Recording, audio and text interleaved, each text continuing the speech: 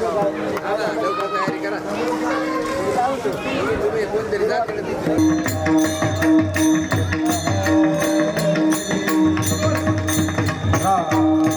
कृष्ण हरे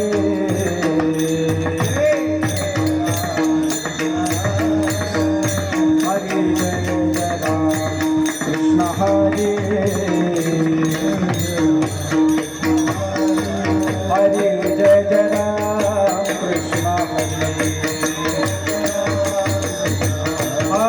जय राम कृष्ण हरे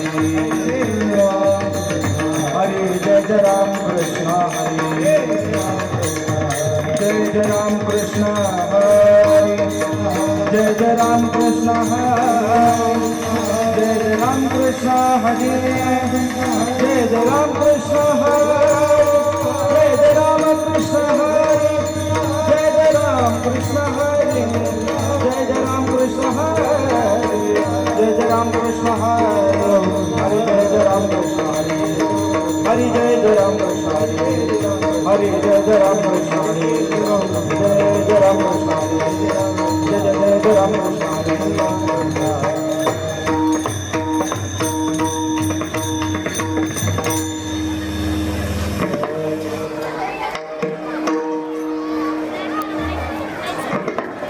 hello hello सुंदर ते ध्यान उभे विटेवरी सुंदर ते ध्यान उभे विटेवरी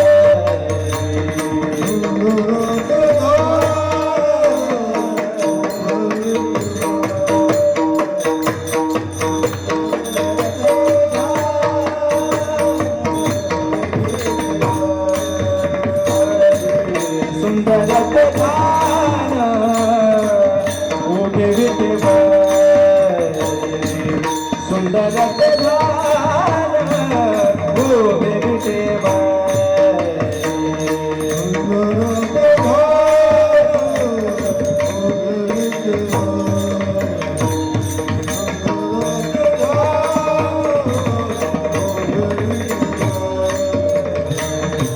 करकटे वारी देवोनिया करकटे वारी देवोनिया करकटे वारी देवो करकटे वारी देवोनिया तुलसी हारा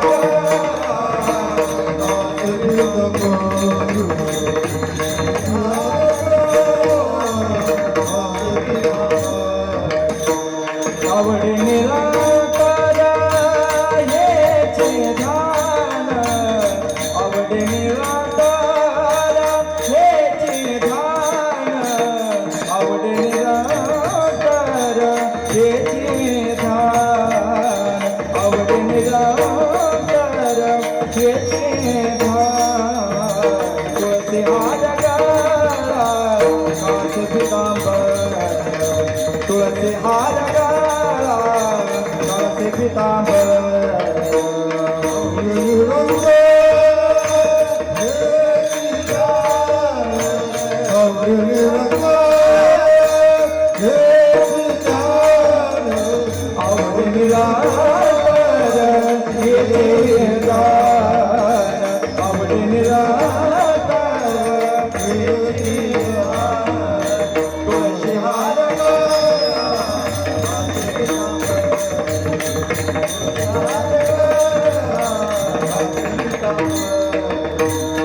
मकर कुंडले गणपती श्रवण मकर कुंडले गणपती श्रवण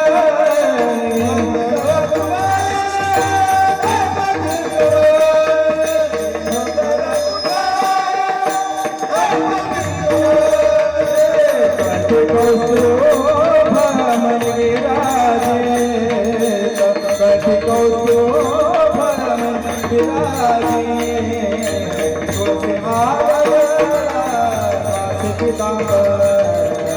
तुलसी हार पितांबर मनी विराजित शुभमणी तुळशी हार गळा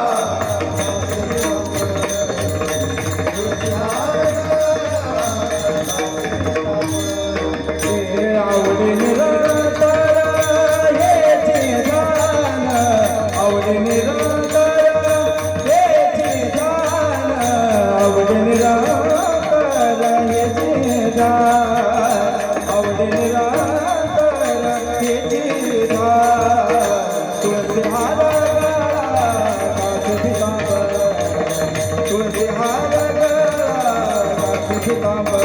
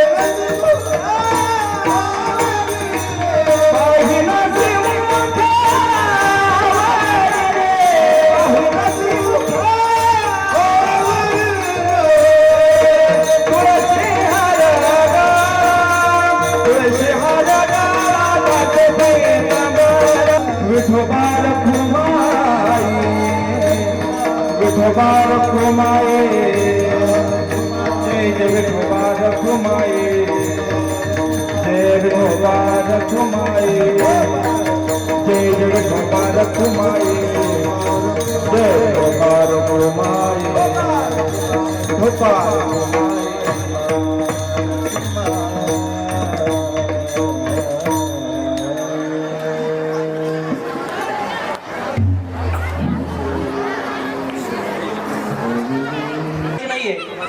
आपल्या मंदिराच्या सभा मंडपात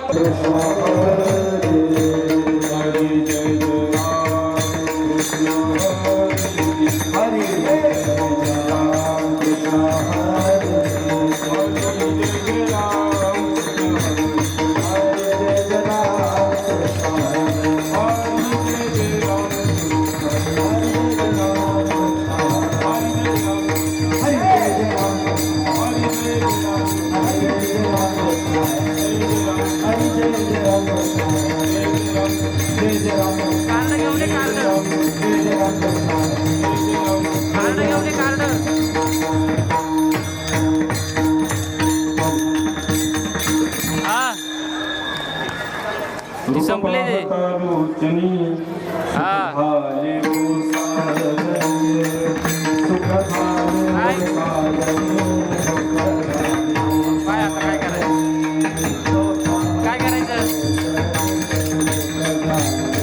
पप्पा काय असेल तर पाहिजे ना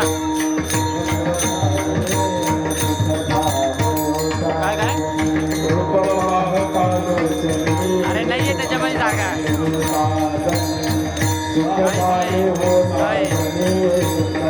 अरे नाही जागा त्याच्यात एक भरलं आता एक रिकाम आहे त्याच्यामुळे दाखवत नाही राहिलं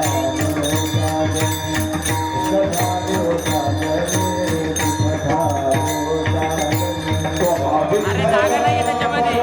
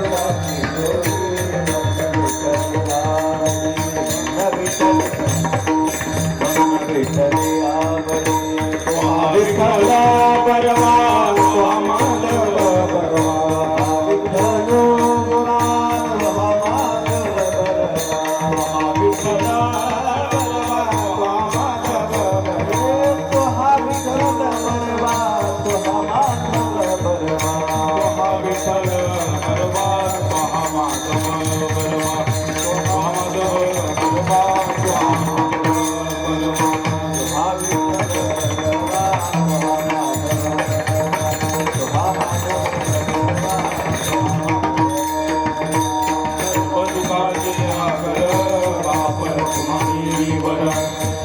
रखुमाने मी वर आप रखुमाने मी वर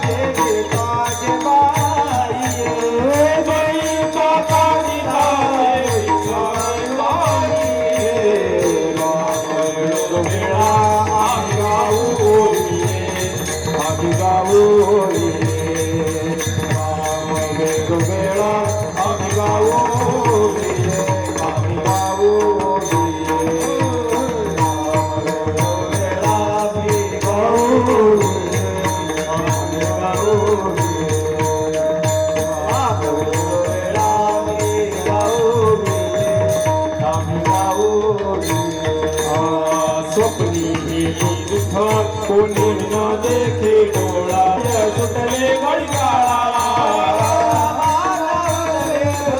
सुटले घडकाळा राम वेळो वेळा आम्ही गाऊ आम्ही गाऊ राम वेळो वेळा आम्ही गाऊ आम्ही गाऊ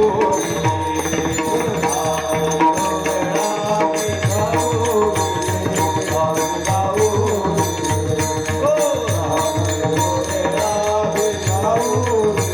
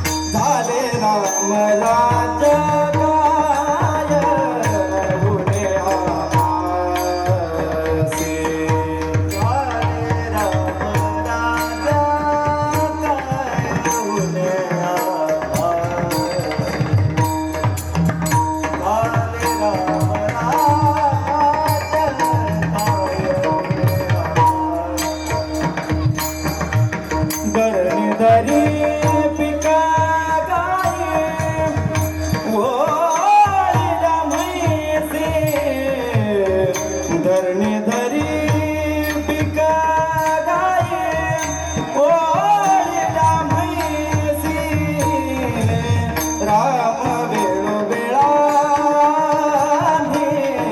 गाओ राम वेळोवेळाने गाओ धरणीधरी पिक गाये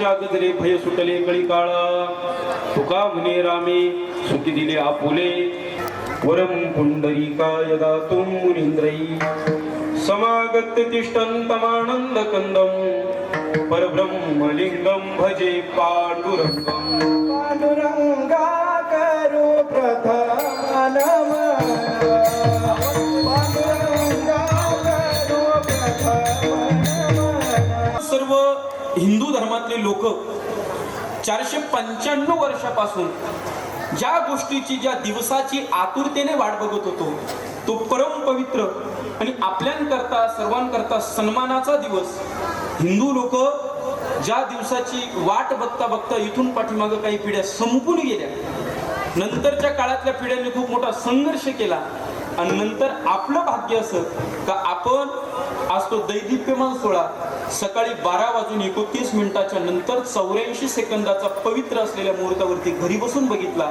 तो पवित्र दिवस म्हणजे रामप्रभूंचा मूर्ती प्राणप्रतिष्ठा सोहळा तो आज संपूर्ण भारतामध्ये नवे भारताच्या बाहेर उत्साहात साजरा होतोय. त्या निमित्तानं ही कीर्तन सेवा विठ्ठल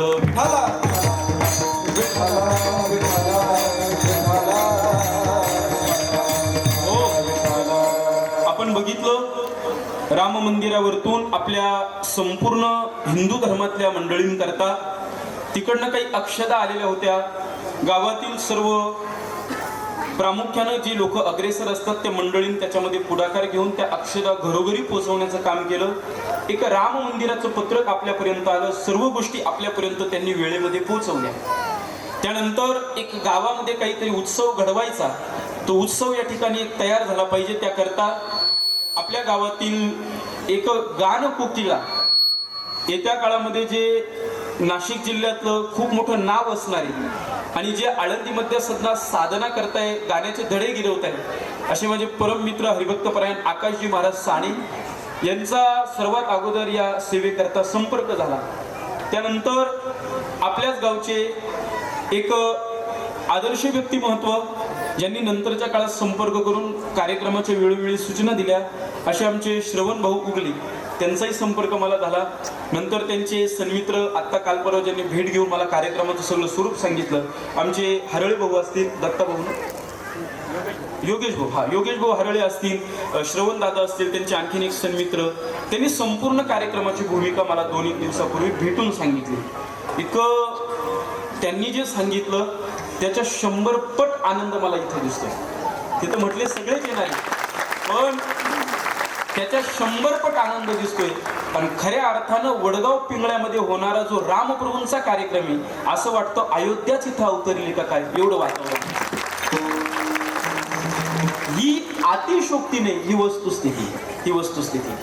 सध्या वडगाव आणि पुढे एक महत्वाचा शब्द आहे पिंगळा. सध्या महाराष्ट्रात पिंगळ्याचं वातावरण सागर पूर्ण महाराष्ट्रात सध्या पिंगळ्याचं वातावरण आहे. पण पिंगळा त्याच व्यक्तीनं गावं ज्याला गळा आहे, अन्यथा इतर व्यक्तीने पिंगळा गाऊन एकनाथ महाराजांच्या शब्दाची अवहेलना करू नये एवढीच माझी विनंती. मी का सांगितलं, कारण पुढे तुम्ही माझ्याबद्दल अपेक्षा ठेवण्यापेक्षा मी आता स्पष्ट करतो, ज्या व्यक्तीनं गळा आहे त्यांनी गावं. आपण जो विषय जे रामप्रभूंचं चरित्र मला सांगायचंय, सध्या महाराष्ट्रात पिंगळा गाजतोय आणि आजच्या कार्यक्रमानंतर परिसरात वडगाव पिंगळाच गाजणार आहे, दुसरं कोणी गाजणार नाही. सगळे लोक या ठिकाणी आले. ते आज ज्यांची प्रामुख्यानं सगळी जेवढी काही माणसं आहेत ती परिसरातली आलेली सगळी मंडळी. त्याच पद्धतीने तुम्हाला माहिती आहे का, गावाचं नाव खूप मोठं होतं, पण तेवढं मोठं होण्याकरता गावातले काही व्यक्ती पण मोठे असले पाहिजे. गावाचं नाव असतच काय मोठं होतं. आज आम्ही निवृत्तीनाथ दादांच्या मंदिरात गेल्याच्या नंतर तिथं सगळे ट्रस्टी पण आदरानं, आणि आपल्या भाषेत आपण म्हणतो ना जुनं खोड एक पाहिजे, तर त्या जुन्या खोडात एक खोड जर का कोण असेल तर ते आमचे नारायण बाबा. त्यांच्याकरता एकदा टाळ्या वाजवा. महाराज नारायण बाबांना मी ज्ञानोबरायांची वारी सोबत केली आणि काय माऊलींची कृपा झाली का 2 वर्षाच्या कोरोनानंतर ज्ञानोबरायांनी सांगितली एक काम करा, माझ्यासोबत वारी नका करू. मग काय करा, माझे शिष्य निवृत्तीनाथ दादा तुम्ही त्यांच्याच वारीचा सोहळा झाले. आपल्या गावाकरता या वर्षीचा निवृत्तीनाथ दादांचा जो सोहळा पंढरपूरला गेला, त्या सगळ्या पंढरपूरच्या सोहळ्याचं ज्यांनी बघितलं ते 16 प्रमुख नारायण बाबा होते. त्यांनी बघितलं म्हणजे वडगावनीच बघितलं. हे आपल्या गावाकरता आनंद. तसेच आमचे परमार्थिक मित्र, परमार्थिक ज्येष्ठ गुरुबंधू, मार्गदर्शक, पोलीस पाटील, आपल्या गावचे असलेले आमचे सागरजी मुठाळ, तेही या ठिकाणी उपस्थित आहेत, त्यांच्याबद्दल आभार. आता इथं सगळे परिचित, अपरिचित आणि अतिपरिचित आहे. आता एका एकाचं नाव घेतलं नाही तर बऱ्याच जणांना राग येत काही आमचं नाव का घेत काय, अशी तशी नाही पडली. किंवा तिथं उभी केल्याच्या नंतर बरेचसे लोक म्हणतात की असं झालं, तसं झालं, हे झालं, ते झालं. त्या लोकांना काही गोष्टी सांगण्यासाठी आज आपल्याला कीर्तनातून ते मुद्दे त्यांच्यापर्यंत पोहोचवायचे. ऐका, वर्णन प्रकार काय, व्याख्यान जर का असतं तर माणूस सुरुवातीपासून तो विषय घेतो. कीर्तन म्हटल्याच्या नंतर आपल्याला अभंगाला परिस्पर्श करून पुढे जायचं. आणि अतिशोक्ती करता केलेलं वर्णन वेगळं. 3 वर्णनाचे प्रामुख्याने प्रकार पडतात. लोभा करता केलेलं वर्णन, काहीतरी अपेक्षेकरता केलेलं वर्णन. आता बऱ्याच वेळेस काय होतं, गावगावचे लोक एकत्र येतात आणि सप्ताह करतात. आता सप्त्यात आणि तमाशात लय मोठी गंमत आहे. सप्त्याला वर्गणी मागायला दारात जावं लागतं आणि तमाशाला लोक स्वतःहून आणून देतात. एवढे लोक हुशार झाले. तुम्ही बघा, सप्त्याला लोक कमिटी गावात जाते, घरात जाते, आणि तमाशाला स्वतःहून लोक म्हणतात यावेळेस नारायणगावला गेलते का नाही, फडपंता ठरवलाय, काही अडचण आली तर आम्हाला फोन करा, आम्ही पैसे देऊ. म्हणजे ही परिस्थिती आहे. मग अशा वेळेस सप्ताह कमिटीला पैसे लागत असताना, मदत लागत असताना एखाद्या घरी गेले आणि त्यांना त्या व्यक्तीकडनं पैसे काढायचे असेल तर त्यांना वर्णन करावं लागतं. रामभाऊ, काय तुझा बाप श्रीमंत, अरे काय तुम्ही श्रीमंत, आपल्या गावामध्ये आतापर्यंत असं एकही कार्य झालं नाही तर ज्या कार्याला तुम्ही पैसा दिला नाही, तुम्ही इतके मोठे का बरं वर्णन करताय? कशाची अपेक्षा आहे? पैशाची अपेक्षा आहे. गावच्या सप्त्या करता. नंतर मोहा करता केलेलं वर्णन. मोह म्हणजे काय असतो, आपला कोणीतरी नातेवाईक आहे, आपला कोणीतरी जवळचा व्यक्ती आहे, त्याचं नसतानाही वर्णन करणं, याला मोह करता केलेलं वर्णन म्हणतात. नाही त्याच्या ठिकाणी ती पात्रता नाही, त्याच्या ठिकाणी तेवढे गुण नाही, काही नाही, तरी त्याला म्हणायचं तो खूप चांगला, खूप चांगला, खूप चांगला. हे मोहा करता केलेलं वर्णन. मोहा करता वर्णन कोण करतं? मोहा करता वर्णन सासू जावयाचं करतं. आता तुमच्याकरता सांगून जातो ना, सासू जावयाचं वर्णन करते. 2 बाया चौकामध्ये अशा गल्लीवरती बसल्या. ऐका बरं का, सुळबुळ करू नका, फक्त शांत चित्ताने ऐका. 2 महिला गल्लीवरती बसल्या आणि एक बाई तर दुसऱ्या बाईला सांगते, अगं कांता ऐक, म्हणे माझ्या पोराचं ज्या दिवसापासून लग्न झालं, इतका बायकोचा बैल झाला, इतका बायकोचा बैल झाला, इतका बायकोचा बैल झाला. सकाळी उठतो आणि मेथीचं झाड होतं. कोणतं होतं? मेथीचं. म्हणे बर. मग त्याने विचारलं, तू विदर्भात गेला, तू तिकडे काय बघितलं? अरे म्हणे मी विदर्भात गेलो, तिथं असं बघितलं, 1000 माणसं दररोज सकाळी उठताय, 4-4, 5-5 JCB, मोठे स्टील आणलेले, आणि त्याच्यापासून एक भली मोठी कढई बनवताय. सकाळी पहाटे 5 वाजेपासून कढई बनवण्याचं काम सुरू होतंय, तर संध्याकाळी झोपेपर्यंत फक्त कढई बनवताय. संध्याकाळी झोपले का परत सकाळी उठताय आणि परत कढई बनवताय. एवढी मोठी कढई बनवताय. त्याने विचारलं, का रे एवढी मोठी कढई कशा करता बनवताय? म्हणजे सोपं आहे, तुझे 500 माणसं ज्या मेथीच्या झाडाखाली बसले, तिची भाजी करण्याकरता एवढी मोठी कढई. मग आता मला सांगा, हे कोणतं वर्णन झालं? अतिशोक्ती वर्णन झालं. नसताना एखादी गोष्ट एक्स्ट्रा सांगणं, याला अतिशोक्ती वर्णन. विठ्ठल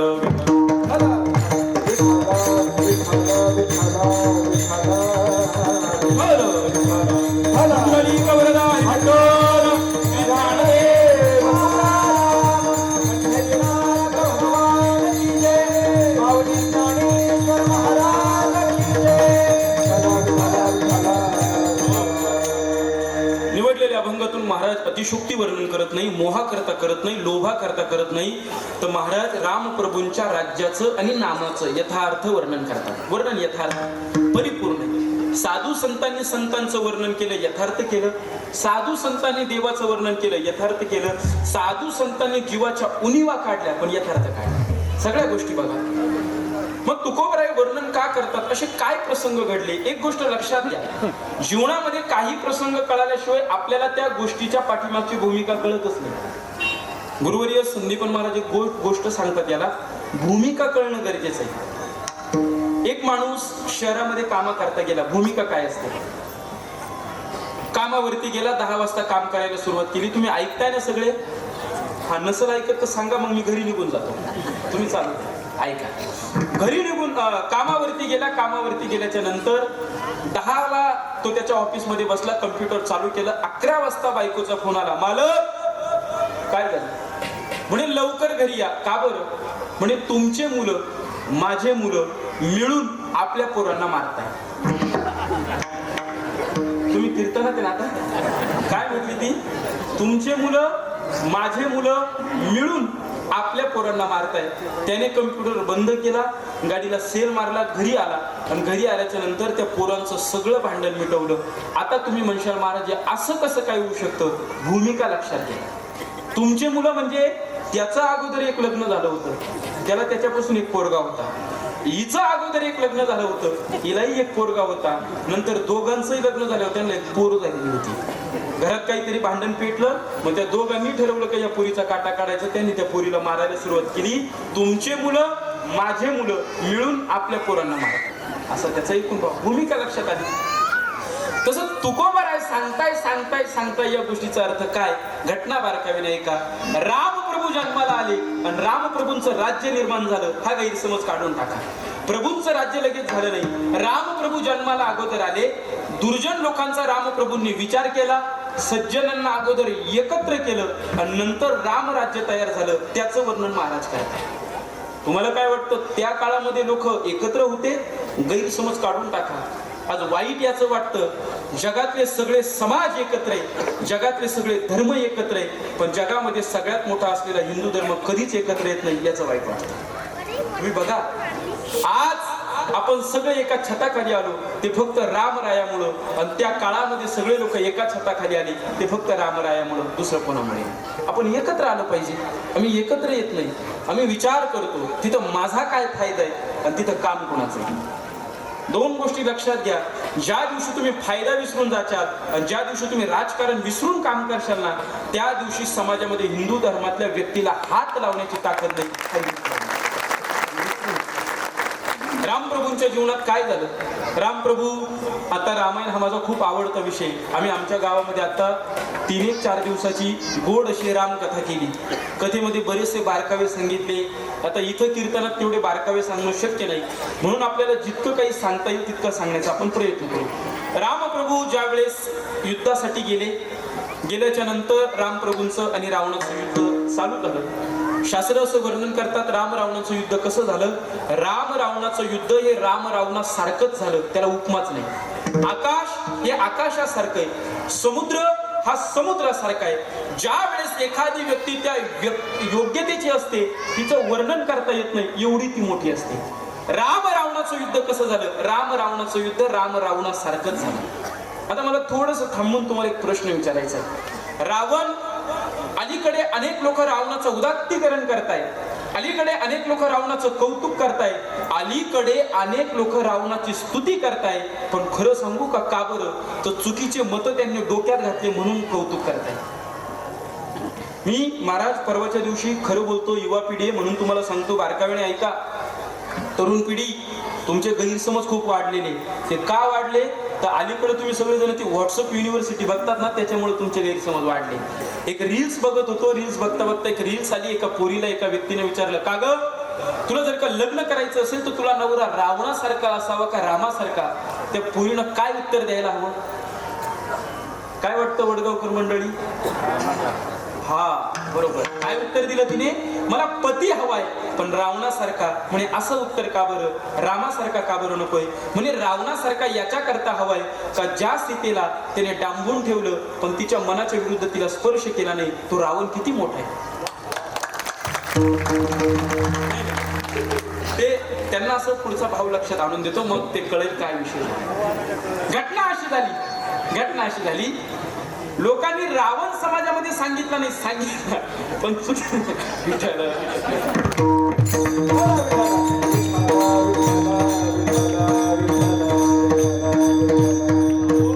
बाबांकडे काय बघता, बऱ्याच वेळेस आमच्याच लोकांचे गैरसमज होता का रावण खूप चांगला होता. का बरं?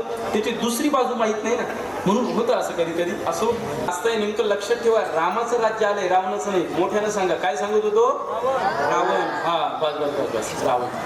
बरेचसे लोक आपल्यात पण रावण असतात, ते 11 महिने रावण असतात, 1 महिने श्रावण पाळतात, असे काही मंडळी असतात. ते काही कमी नाही बरं का, ते त्याचेच भाऊबंद आहे. विषय असा होता, रावणाबद्दल 2 ते 3 गैरसमज झाले. पहिला गैरसमज, तरुणांना विचारलं, का रे बाबा तुला रावण का आवडतो? म्हणे रावणासारखा मोठा शिवभक्त नव्हता त्यामुळे रावण आवडतो. ते मत चुकीचं आहे. रावण शिवभक्त होता ही गोष्ट मान्य आहे. आतापर्यंत ब्राह्मण मंडळींनी ज्या काही वेदाला चाली लावल्या त्या वेदाला चाली म्हणा किंवा ब्राह्मण मंडळींनी ज्या स्तोत्रांना चाली लावल्या त्या कोणी लावल्या? ब्राह्मणांनी नाही लावल्या. त्या चाली अगोदर रावणानं गायल्या, मग त्या परंपरेने आपल्यापर्यंत आल्या. अजून सांगतो ना तुम्हाला, पण रावण इतका पापी होता का त्या रावणाला माहित होतं मी कोणत्याही देवतेची आराधना केली तर ती देवता माझ्यावरती प्रसन्न होणार नाही आणि मला वरही देणार नाही. रावणानं गाठलं नारदाला, मुनी थांबा थांबा थांबा, मला सांगा मी कोणत्या देवतेची आराधना करू? जर का बघितलं तर तो सगळा लाल अक्षरांनी भरलेला आहे. तुझं जर का जीवनचरित्र बघितलं तर सगळं खराब आहे. तू एक काम कर, शंकराला जाऊन पकड. शंकर कसे? शिवभोळा चक्रवर्ती, त्याचे पाय माझे चित्ती. तो देव लगेच तुला वरदान देईल. गेला रावण, आराधना केली, शंकर प्रभू प्रसन्न झाले आणि जेवढे आशीर्वाद लागत होते तेवढे मिळाले. मग मला सांगा, रावण खरा शिवभक्त होता का कपटी शिवभक्त होता? कपटी होता. इच्छा होती, अभिलाषा होती, काहीतरी मागण्याची इच्छा होती म्हणून त्याने ती आराधना केली. हो काही नाही हो. पार्वतीने एक दिवस नवऱ्याला सहज सांगितलं, का हो सगळ्यांचे बंगले झाले, घर झाले, फ्लॅट झाले, रो हाऊस झाले, आपलं काही आहे का नाही? आपण स्मशानात राहतो, तुम्ही राग चोळता म्हणे, सगळं हे करतो, आपलंही काहीतरी बांधा, काहीतरी बांधा. ठीक आहे म्हणे. प्रभूंनी छान पद्धतीचं घर बांधलं, सगळ्या गोष्टी व्यवस्थित तयार केल्या आणि त्या घराची वास्तू शांती करण्याकरता कुणाला बोलवायचं तर त्या काळामध्ये सगळ्यात मोठा प्रकांड पंडित होता, त्याचं नाव होतं रावण. रावणाला त्या पूजेकरता बोलवलं. रावणानं इतकी उत्तम पूजा सांगितली. रावणानं राक्षस म्हणजे काय, आपल्या डोळ्यासमोर एक विचित्र चित्रण तयार केले. राक्षस म्हटलं का सुळ्या दातावाला, राक्षस म्हटलं का बिना तेलाचा भांग पाडलेला केसाचा तो व्यक्ती असतो, तो भली मोठी दाढी, याला राक्षस म्हणत नाही. MBBS झालेली व्यक्ती होती, मुंडे नावाची व्यक्ती होती, एक हॉस्पिटलमध्ये काम करणारी एक डॉक्टरीन होती का जिने अनेक महिलांचं गर्भपात केला आणि ती जी काही नवजात छोटी छोटी कापलेली बालकं आहे ती बालकं त्या स्त्रीनं कुत्र्यांना खाऊ घातली. ही घटना एक 8-9 वर्षाखाली टीव्हीला खूप मोठी फिरत होती. सांगायचं तात्पर्य, डॉक्टर कोण बनतो समाजात? 10वी पास आले, 10वी पास, 12वी पास.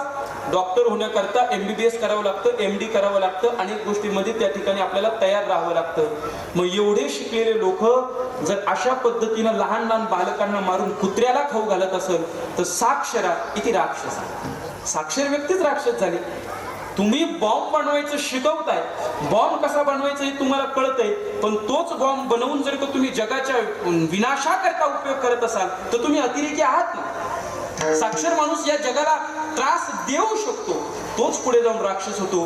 अनेक पद्धतीनं रावण हुशार होता पण कपटी होता, म्हणून रावणाला सगळ्यांनी नावं ठेवले. दुसरा मुद्दा ऐका. सगळेजण म्हणतात की महाराज रावणानं त्या सीतेला पळवून आणलं पण तिचा विचारही केला, तिच्या मनाच्या विरुद्ध कधी तिच्या शरीराला स्पर्श केला नाही, कधी तिच्यावर अत्याचार केला नाही. रावणानं ठरवलं असतं तर लंका त्याची होती, अशोक वाटिका त्याची होती, आजूबाजूला सैन्य त्याचं होतं, आजूबाजूला सत्ता त्याची होती. ठरवलं असतं तर त्यानं त्या ठिकाणी जाऊन सीता मातेवरती अत्याचार केला असता. पण काय रावण मोठा होता, रावणानं सीतेला स्पर्श केला नाही असं म्हणतात. त्याची दुसरी बाजू ऐका, का केला नाही? तुम्हाला फक्त एक गोष्ट माहिती ती घेऊन पाळणारे आपण लोक, पण दुसरी बाजू अशी आहे, कुबेर जो आहे, कुबेर ही धनाची देवता आहे. त्या कुबेराची सून होती, तिचं नाव होतं पुंजिक स्थला. काय नाव होतं? कुबेराची सून, तिचं नाव होतं पुंजिक स्थला. एक दिवस रावण गेला आणि रावणानं तिच्यावरती तिच्या मनाच्या विरुद्ध अत्याचार केला, अलीकडच्या भाषेत तिच्यावरती बलात्कार केला.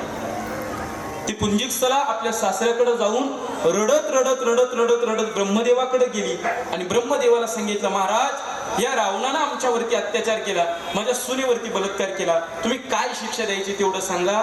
ब्रह्मदेवानं रावणाला बोलवलं आणि त्या दिवशी सांगितलं, आजपासून मी तुला श्राप देतो, इथून पुढे जर का तू एखाद्या स्त्रीला तिच्या मनाच्या विरुद्ध स्पर्श केला, इथून पुढे जर का तू एखाद्या स्त्रीवरती तिच्या मनाच्या विरुद्ध अत्याचार केला तर त्याच दिवशी त्याच क्षणाला तुझा जे डोकं आहे त्या डोक्याचे 100 तुकडे होतील. हा ब्रह्मदेवानं रावणाला श्राप दिला. काय म्हणते मला काय कळलं. रावण वेडा नव्हता सीतेला हात लावायला, त्याने डोकं वापरलं, कारण त्याला माहिती डोक्याचे 100 तुकडे होते. ही बाजू पण कधीतरी लक्षात घ्या. या गोष्टी पण तुम्ही लक्षात ठेवा ना. नुसतं उठायचं, एखाद्याने काहीतरी सांगायचं रावण चांगला होता, रावण चांगला होता, लोक लगेच रावण चांगला होता, मग एवढंच चांगला होता तर देव घरात मंदिर बांधलं त्याचं. एवढाच चांगला होता तर उद्यापासून तुम्ही एक काम करा, घरावरती लिहा रावण महाराज कृपा, त्यांच्या कृपेने घर झालं. मला सांगा ना, रावण हा कपटी होता, रावण हा धूर्त होता, रावण हा अहंकारी होता, रावण हा पापी होता. विठ्ठल विठ्ठल.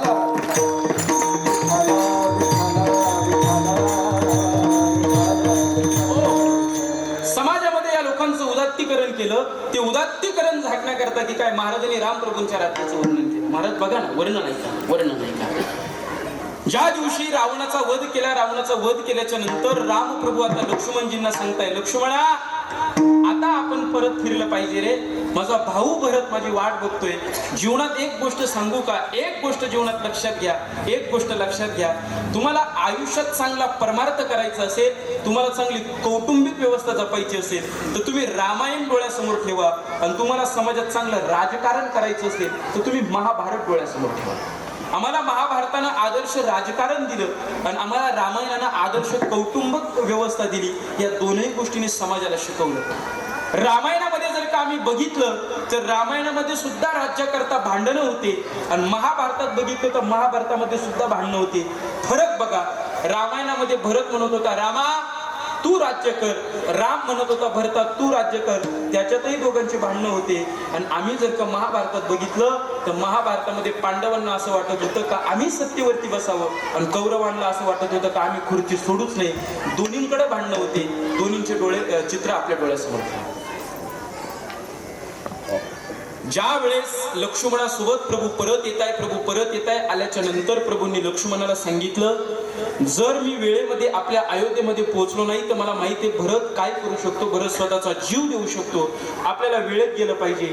म्हणजे गोष्ट भरतापर्यंत वेळेत कोण पोहोचवणार तर सगळ्यांच्या मुखासमोर नाव आलं हनुमंताला. हनुमंताला पाठवलं आणि सांगितलं मारुतीराय तुम्ही तिथं जा आणि तिथं गेल्याच्या नंतर तुम्ही भरताला सांगा की मी दुपारपर्यंत येतोय. पण रामप्रभूंचे शब्द होते लगेच आनंदानं सांगू नका, कारण इतका आनंद भरताला होईल, इतका आनंद होईल का त्या आनंदामध्ये भरत हा दगावू शकतो, भरत मरू पण शकतो. हळूहळू त्याच्या कानावरती टाका. कारण लोकांना बरं का, पुराण ऐका, लोकांना लगेच आनंद सहन होत नाही, लगेच सहन होत नाही. काय झालं, एका माणसाला 2 करोड रुपयाची लॉटरी लागली. किती रुपयाची? 2 करोड रुपयाची लॉटरी लागली. आता त्यांनी विचार केला, ज्या माणसाला लॉटरी लागली त्याच्या घराची व्यवस्था बघितली तर आजूबाजूला पत्रे, घरासमोर खर्चा नाही, घरासमोर काहीच व्यवस्थित नाही. याला 2 कोटीची लॉटरी लागली. लगेच जर का याला सांगितलं बाबा तुला 2 कोटीची लॉटरी लागली तर त्याला जाग्यावरती अटॅक यायचा.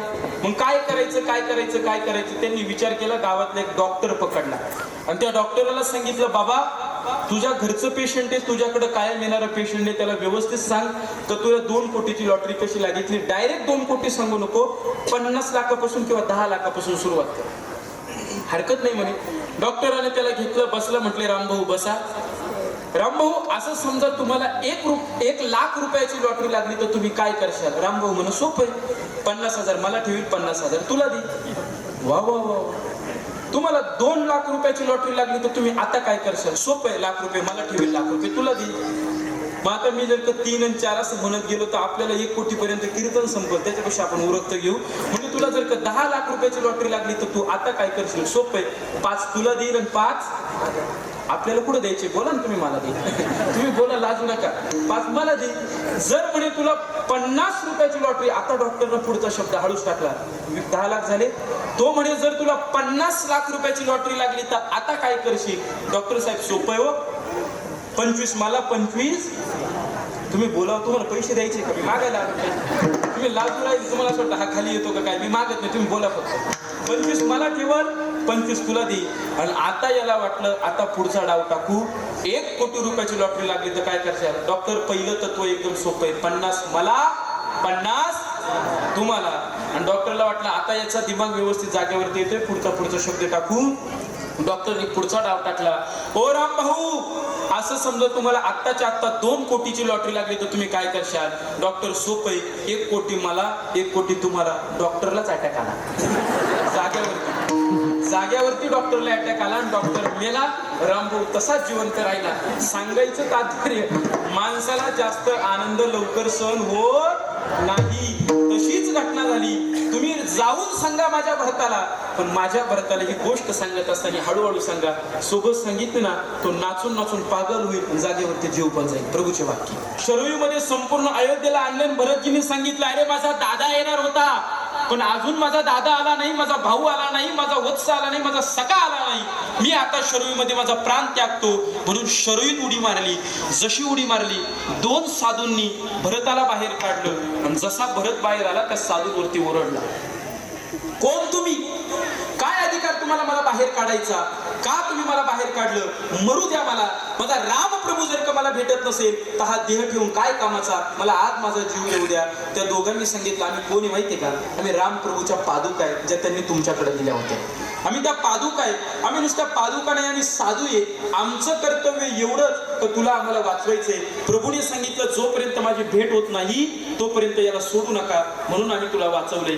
पुढच्या घटनेला विचार केला, काय करू काय करू. तेवढ्यात मारुतीराय तिथे आले. मारुतीरायानं बघितल्याच्या नंतर भरतानं विचारलं, काऊ मारुती, काय माझ्या दादाचा हा कवाला? काय होणार आहे? काळजी करू नको भरता, तुझे बंधू रामप्रभू आत्ताच काही वेळामध्ये या ठिकाणी भरद्वाज मुनींच्या आश्रमामध्ये आलेले. दुपारपर्यंत ते आपल्या राज्यामध्ये येत आहे, काळजी करू नको. ही बातमी ऐकल्याच्या नंतर भरत थै थै थै थै थै थै करून नाचतोय, मारुतीरायाला गरके मारतोय. अरे मारुतीराया सांग, एवढी आनंदाची बातमी दिली, एवढ्या आनंदाच्या बातमीमध्ये मी तुला काय देऊ? तू म्हणशील ती गोष्ट देईल, पण ऐक ना, मी कधी देईल माहितीये का?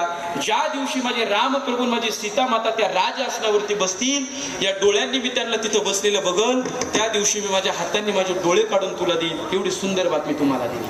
आनंद झाला. नाचताय नाचताय आणि घरी पळत पळत आले. आणि पळत पळत आल्याच्या नंतर आपल्या मातेला आवाज दिला, माता बाहेर या, बाहेर या, बाहेर या. सगळ्या माता बाहेर आल्या. अरे काय झालं काय झालं? दुपारपर्यंत प्रभू आपल्या राज्यात येत आहे. दवंडी पिटवा, नगारे वाजवा, गोडधोड खाऊ घाला. प्रभू परत येत आहे, प्रभू परत येत आहे. आणि घटनाही तशीच घडली. दुपारपर्यंत प्रभूंचं विमान, जे विमान होतं ते विमान तिथपर्यंत आलं.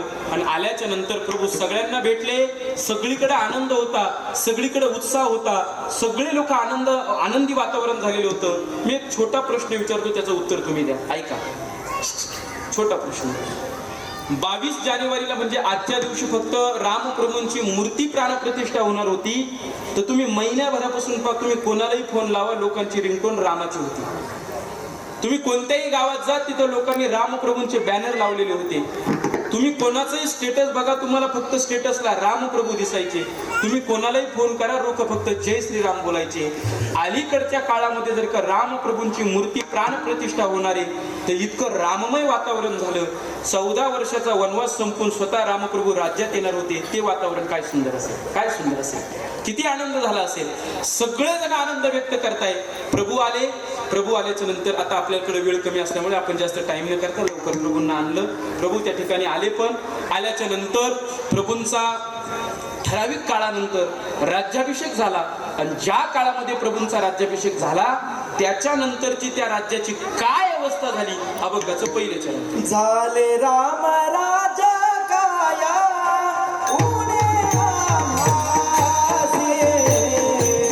झाले राम राजा काया उने आभासी. राम राजा काया उने आभासी. झाले राम राजा काया उने आभासी.